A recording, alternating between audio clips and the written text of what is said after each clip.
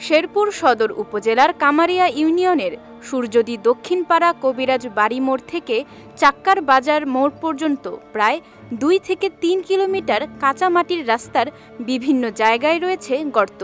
শুকনো মৌসুমে কোনোভাবে চলাচল করলেও বর্ষায় রীতিমতো যোগাযোগ বিচ্ছিন্ন হয়ে পড়ে পুরো এলাকা।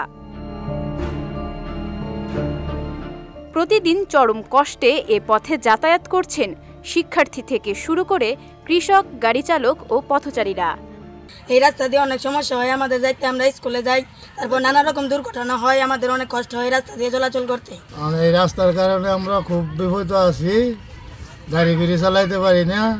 আমাদের যে কি যাতায়াতের কষ্ট হয় এটা আসলে ভাষায় বলে ব্যবহার করা যাবে না। প্রায় তো আমি মুরব্বী মানুষ, এমনি বইরা যাই, 2-3 জনের তাইনের দিকে তুলে আমাদের রাস্তার অবস্থা এত বাজে, রাস্তার অবস্থা এত খারাপ, ইভেন এখান থেকে কোনো স্কুলের ছাত্র যাইতে পারতেছে না, একটা গাড়ি যেতে পারতেছে না। আমরা মানুষ যে চলাচল করার মতো সুযোগ সুবিধা নেই। আমাদের এই রাস্তাটা খুব দরকার, অনুরোধ করব যেন আমাদের এই রাস্তাটা অতি দ্রুত করে দেওয়ার জন্য। জনদুর্ভোগের কথা বিবেচনায় রেখে রাস্তাটি দ্রুত পাকা করার দাবি এ জনপ্রতিনিধির। এই রাস্তাটা গাড়িটা চলতে পারে না, মানুষ আসতে পারে না।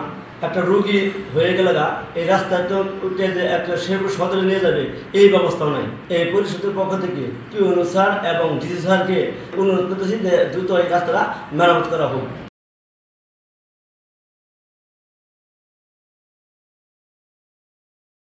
রাস্তাটি পাকা হলে স্থানীয়দের সহজ যাতায়াত ও কৃষিপণ্য পরিবহনে সুবিধা নিশ্চিতের পাশাপাশি কমবে দুর্ঘটনার ঝুঁকি। বিজয় টিভি নিউজ ডেস্ক।